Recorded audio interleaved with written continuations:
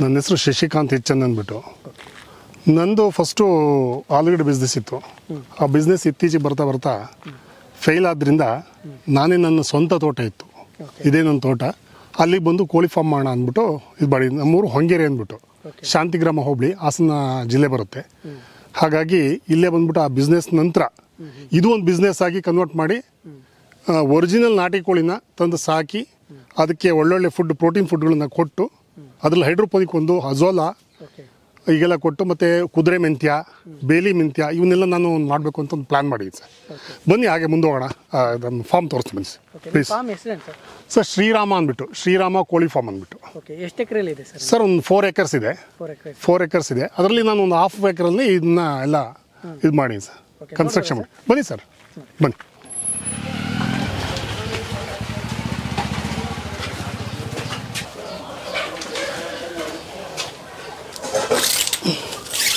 ನನ್ನ ಪ್ರಕಾರ ಜಮೀನೇ ಬೇಡ, ಕೋಳಿ ಸಾಕಬೇಕಾದ್ರೆ ಒಂದು ಶೆಡ್ಡು, ಒಂದು ಹೈಡ್ರೋಪೋನಿಕ್ ಯೂನಿಟ್, ಒಂದು ಅಜೋಲಾ ಯೂನಿಟ್ ಮಾಡಿಕೊಂಡ್ರೆ ಒಂದು 5 ಕುಂಟೆ ಇದ್ರೆ ಸಾಕು ಸರ್. ಒಬ್ಬ ವ್ಯಕ್ತಿ, ಒಬ್ಬ ರೈತನಿಗೆ 5 ಕುಂಟೆ ಜಾಗ, ಮನೆ ಅಕ್ಕಪಕ್ಕ ಇದ್ರೂ ನಡೀತದೆ. 5 ಕುಂಟೆ ಜಾಗ ಇದ್ದರೆ ಈ ಥರದ ಒಂದು ಮಿಷನ್ ತರಿಸ್ಕೊಂಡು ಹೈಡ್ರೋಪೋನಿಕ್ನ ರೆಡಿ ಮಾಡಿಕೊಂಡು ಹಾಕಿ ಖಂಡಿತವಾಗಿ ಮನೆ ಒಬ್ಬ ಹೆಣ್ಣು ಮಗಳು ಇದನ್ನು ಬೆಳೆಸಿ ಕೋಳಿಗಳನ್ನ ಸಾಕ್ಬೋದು.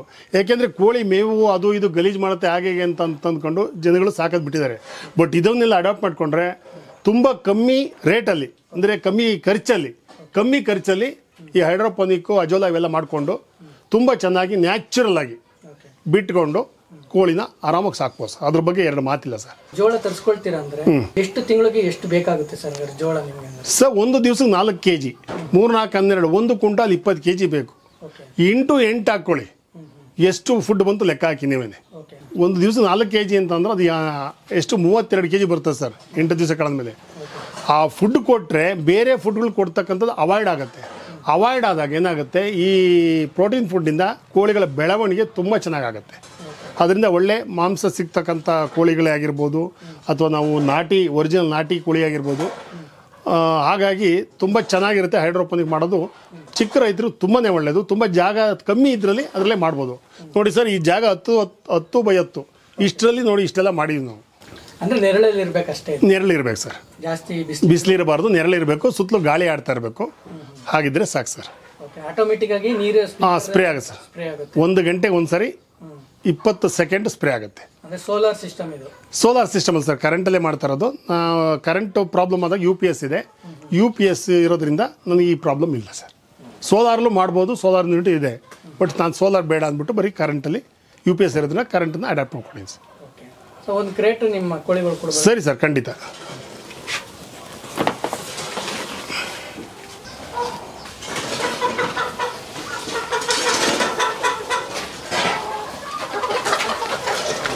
ಜಸ್ಟ್ ಈ ಥರ ಇದು ಮಾಡೋದು ಸಾಕು. ನೋಡಿ ಯಾವ ಥರ ತಿನ್ನುತ್ತೆ ನೋಡಿ ಸರ್.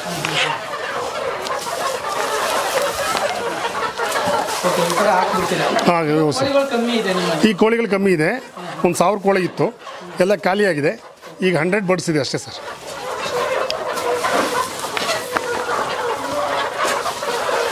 ಇದು ವೇಸ್ಟ್ ಮಾಡೋ ಅಂಥ ಪದಾರ್ಥ ಏನಿಲ್ಲ ಸರ್. ಎಲ್ಲ ಬೇರು, ಕಾಳು, ಮೇಲ್ಗಡೆ ಬರ್ತಕ್ಕಂಥ ಸೊಪ್ಪು, ಪ್ರತಿಯೊಂದು ನೋಡಿ ಕೊಳ್ತಿದೆ ಅಂತ ಹೇಳ್ತಾರೆ, ಏನು ಕೊಳ್ತಿಲ್ಲ. ನೋಡಿ ಯಾಕೆ ಬರ್ತದೆ, ಎಷ್ಟು ಕ್ಲೀನಾಗಿದೆ ನೋಡಿ ಸರ್.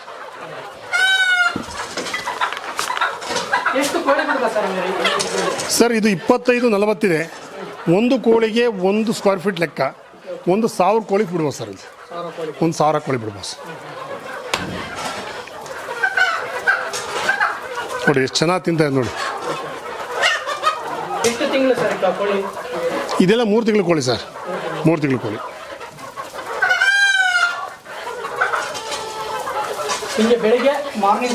ಮಾರ್ನಿಂಗ್ ಒಂದು ಟೈಮ್ ಹಾಕ್ಬಿಡ್ತೀವಿ ಸರ್. ಒಂದು ಕೋಳಿ ಹ್ಯಾಟ್ ಆದರೆ 1 ಕಾಲಿಂದ 1.5 ಬರುತ್ತೆ ಸರ್. ಹುಂಜ ಆದರೆ 1.5 ಇಂದ 2 kg ತನಕ ಬರುತ್ತೆ ಸರ್. ಇದು ಮೈಸೂರು ನಾಟಿ ಅಂದ್ಬಿಟ್ಟು. ಹಾಗಾಗಿ ಇದನ್ನು ಒಂದು ರೀತಿ ಕ್ರಾಸ್ ಕೋಳಿ ಆದ್ರೂ ನಾಟಿ ಕೋಳಿ ಟೈಪೇ ಟೇಸ್ಟ್ ಇದೆ. ಈ ಲೋಕಲ್ನಲ್ಲಿ ತಗೊಂಡು ತಿಂದವರು ಕೂಡ ತುಂಬ ಟೇಸ್ಟ್ ಇದೆ ಅಂತ ಹೇಳ್ಬಿಟ್ಟು ಬಂದು ತೊಗೊಂಡೋಗ್ತಾ ಇದ್ದಾರೆ. ಹೋಲ್ಸೇಲ್ನವರು ಬಂದು ತುಂಬ್ಕೊಂಡು ಹೋಗ್ತಾ ಇದ್ದಾರೆ ಸರ್. ನಾವು ಹಾಕಿದ್ವಲ್ಲ ಅಂತ ನಮಗೆ ಡೌಟ್ ಸ್ಟಾರ್ಟ್ ಆಗ್ಬಿಡುತ್ತೆ, ಆ ಮಟ್ಟಕ್ಕೆ ಖಾಲಿ ಮಾಡ್ತೇವೆ.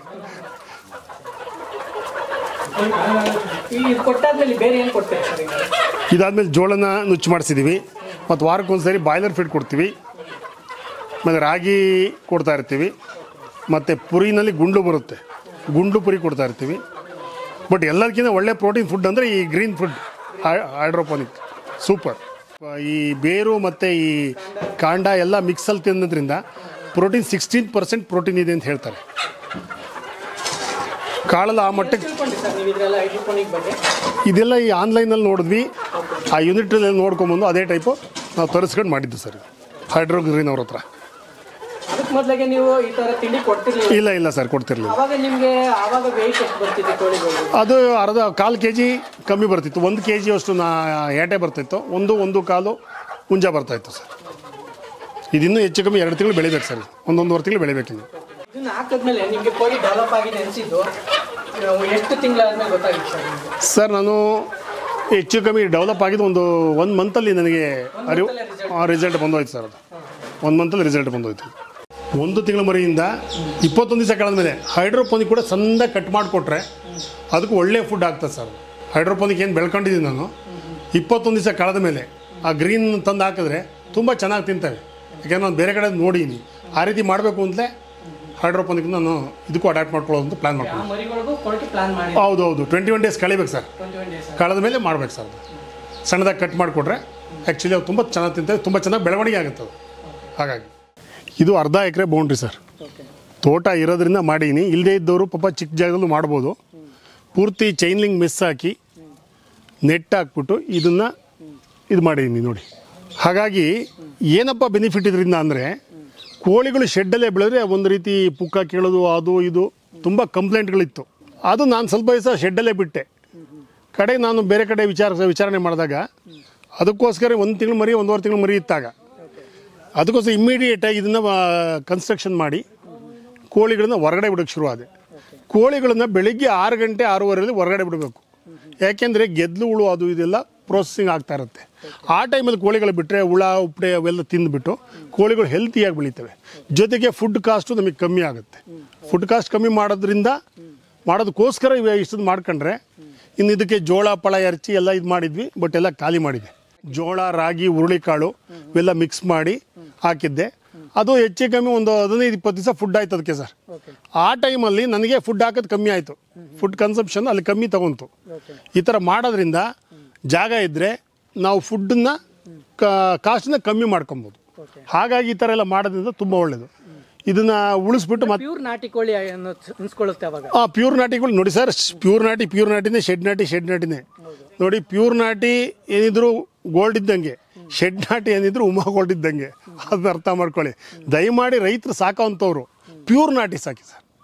ಈ ಶೆಡ್ ನಾಟಿ ಅದು ಇದು ಸಾಕಿ ಅದರಿಂದ ಆಗೋದಕ್ಕಿಂತ ಪ್ಯೂರ್ ನಾಟಿನಲ್ಲಿ ನೋಡಿ ಅದರದ್ದು ಮಟನ್ನು ತುಂಬ ಹೆಲ್ದಿಯಾಗಿರುತ್ತೆ.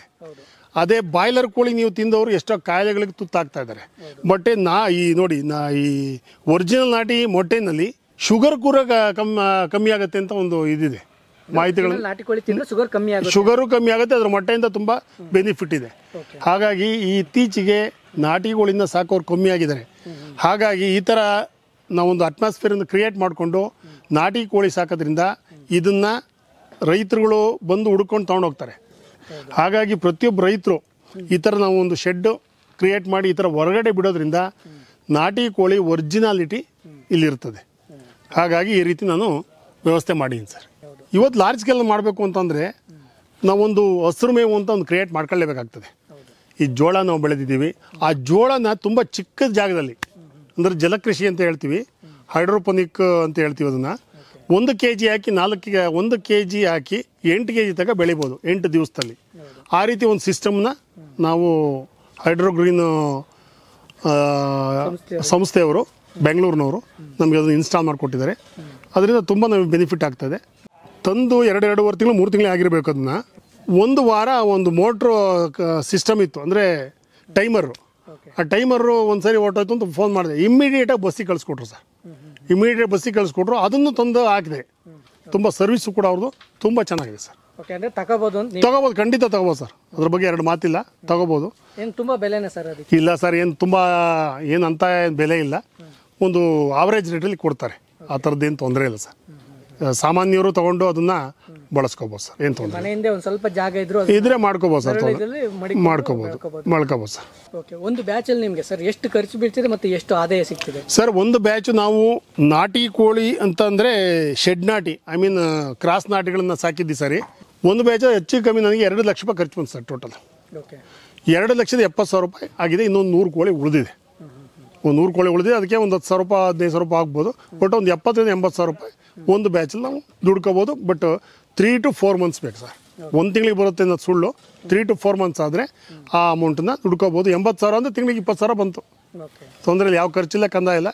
ಫುಡ್ಡು ಏನು ಹಾಕಿರ್ತೀವೋ, ಏನು ಮರಿ ತಂದಿರ್ತೀವಿ, ಬ್ರೂಡಿಂಗ್ ಎಲ್ಲ ಲೆಕ್ಕ ಹಾಕೊಂಡಾಗ 2 ಲಕ್ಷ ರೂಪಾಯಿ ಖರ್ಚು ಬಂದಿತ್ತು ನನಗೆ. ಈಗ 2,70,000 ಆಗಿದೆ. ಇನ್ನೂ ಒಂದು 100 ಕೋಳಿ ಬಾಕಿ ಇದೆ ಸರ್. ಅದು ಆ್ಯಕ್ಚುಲಿ ಲಾಭದ್ದೇ ಅಂತ ಇಟ್ಕೊಳ್ಳಿ. ನಮ್ಮ ಸ್ವಂತ ಜಮೀನು ಇರೋದ್ರಿಂದ ಜೋಳನ ಬೆಳ್ಕೊಂಡಿದ್ದೀವಿ. ಹಾಗಾಗಿ ನಮಗೆ ಮೇವಿಂದು ಸಮಸ್ಯೆ ಕಮ್ಮಿ.